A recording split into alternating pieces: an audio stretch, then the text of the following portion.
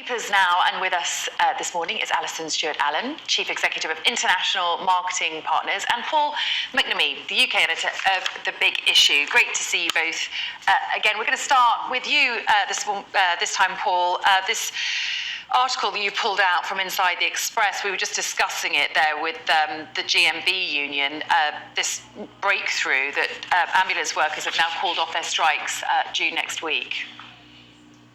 Yes, and I think that there's two interesting parts to this. One, that finally the government have agreed, after being never to maybe to get round the table, as we just heard in your interview, not necessarily to reach a full solution, but to try and bridge the gap, because they'd gone for so long saying there was no money left.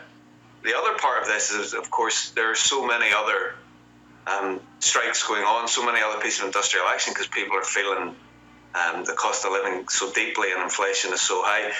It hasn't gone away. It's only a matter of weeks since just around 500,000 people removed their labour and went on strike because they wanted better paying conditions across many aspects of British life. And so this, although this is a glimmer of hope and perhaps a breakthrough, there's still an awful lot to be done. A lot of people feel that they aren't getting what they deserve. We know that junior doctors are potentially going out again in mid-March, 13th, 15th.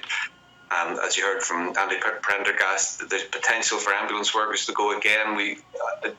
Teachers across Britain were out this week, although they may have stopped in Scotland now. So this ongoing series of strikes and industrial action that has been hammered, that people have felt the need to go out because they've been hammered in their pay packets, hasn't gone away, but maybe we're slightly inured to it. You know, you were covering it there, but this is only one story, which I think is significant, but it's only one paper that seems to have picked up on it. But it's still there. Yeah, and it certainly does suggest a pretty significant breakthrough. Let's see what happens. Alison, this article you pulled out in The Guardian has also caught my eye today as someone who spent many years working on the road in the north of England eating junk. It looks like drive-thrus are going to get a bit more a bit more upmarket.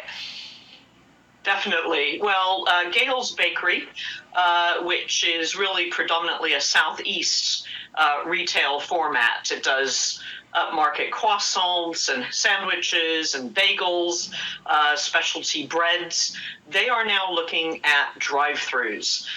And one of the things that's really interesting is that consumer behavior across the UK has changed quite a lot because in part of the pandemic. And drive-thrus had a moment at the height of the pandemic when people thought this is a great way to get a takeaway without having contact, without having to worry about being indoors in a restaurant and the risks that come with that. So obviously between McDonald's, KFC, you now have new entrants, including Gale's Bakery. So they're looking at a number of sites by motorways, at roundabouts, alongside their high street stores to be able to fulfill demand. So I share your appetite, Sally, for those types of items. And what we know about, drive-thrus is that they predominantly sell foods you can hold. So you can still drive and eat a sandwich or a croissant or whatever it is, chicken wings or chicken thighs maybe, more easily. And I think Gale's is quite interested in this commercial opportunity. Yeah, absolutely. Just think, while I was living on sausage rolls in the north of England, I could have been having chicory soup. Paul, to you next. This interesting story you pulled out in the Eye. Colombia planning to ship Escobar's hippo family to India and Mexico. Tell us more about this. Yeah, I wasn't sure you were going to go to that quite so quickly. This is one of these stories that it was something of urban myth that Pablo Escobar, that terrible drug lord who was killed in 1993 in Colombia, he had hippos, and these hippos went wild and went rogue after Escobar's death.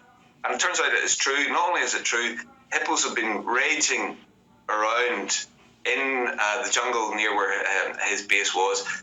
They think although there were only about 4 that were set free then after Escobar brought them over. I think there's about 130 of these beasts, and it could be about 400 in a number of years. So the Colombian authorities said, right, we got to ship these out. This is bad for our ecosystem. There is no natural predator for a hippo, unsurprisingly, in Colombia. So they, at the minute, they're looking to get 10 of them to Mexico, 60 of them to India, which seems to me quite an operation to ship these big lads out there. And then I don't know what they're going to do with the rest of them. Whether there's going to be some kind of hippo enclave in Colombia, or they are at some point going to try and get rid of them. But Pablo Escobar's hippos are real, and they're causing a present threat to Colombia. How interesting. What a story. He had at least 70 hippos. That's fascinating. Alison, same paper, opposite page. TikTok is being accused of ignoring eating disorder videos. Of course, we talk a lot, don't we, about the power of social media and the impact it has on teenagers. This is quite a worrying story here. It is very worrying, and it isn't necessarily TikTok alone. I mean, so many other social media platforms also have been accused of not being very vigilant when it comes to taking down harmful content, especially in a timely way, detecting it and removing it. So a coalition of 25 organizations, the NSPCC, amongst them the Molly Rose Foundation and others, have contacted TikTok's head of safety to basically say, you need to do a much better job of policing the content online, especially when it comes to eating disorders, self-harm. A statistic from a study done by the Center for Countering Digital Hate showed that in their study that was conducted in December, that TikTok was showing eating disorder content to teenagers within 8 minutes of them signing up. And so, there's another stat that in their report that also showed that harmful content was shown to teenagers around body image every 39 seconds on average. So this is a real problem for the platforms and the public.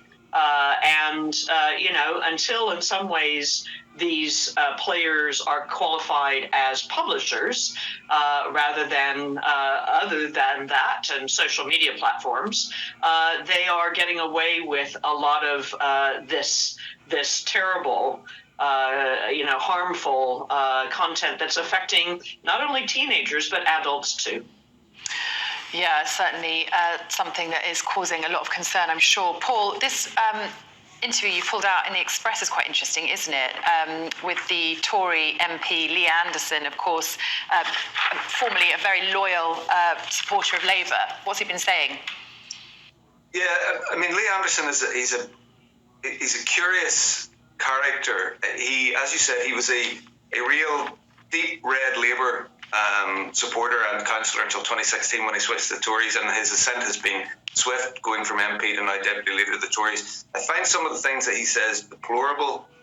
What he says about immigrants and people trying to get to Britain is really disgusting. However, some of the other things he says are quite interesting. Now, leaving aside his bombastic remarks that people don't know what poverty is now, I would suggest, yes, they do, Lee, and they're going through an awful time at the moment, and I'd challenge Lee to come and try and sell the big issue for a couple of hours, and then he could see what it is like for people really on the margins of poverty. Yeah. But that aside, one of the things he suggested in the interview, because he's worked with people who've gone through care, is that rather than necessarily invest or lose the investment in kids who go through care, put them into private education because, well, it's beneficial, and also private education is cheaper than keeping kids in the care system. Can I just jump in and, Alison, just get a quick thought from you on this story in The Sun, which is really interesting, isn't it? Sophie Morgan could be the first dancer on Strictly in a wheelchair. Just 10 seconds on that. Fantastic news, inspiring, a sign of inclusivity, and being modern. I think it's just terrific that she's been chosen. And I think it pushes the boundaries, and more of that, please. Alison, Paul, thank you so much. Great to have you with us this morning. And we'll be talking more about that story in The Sun in the next hour.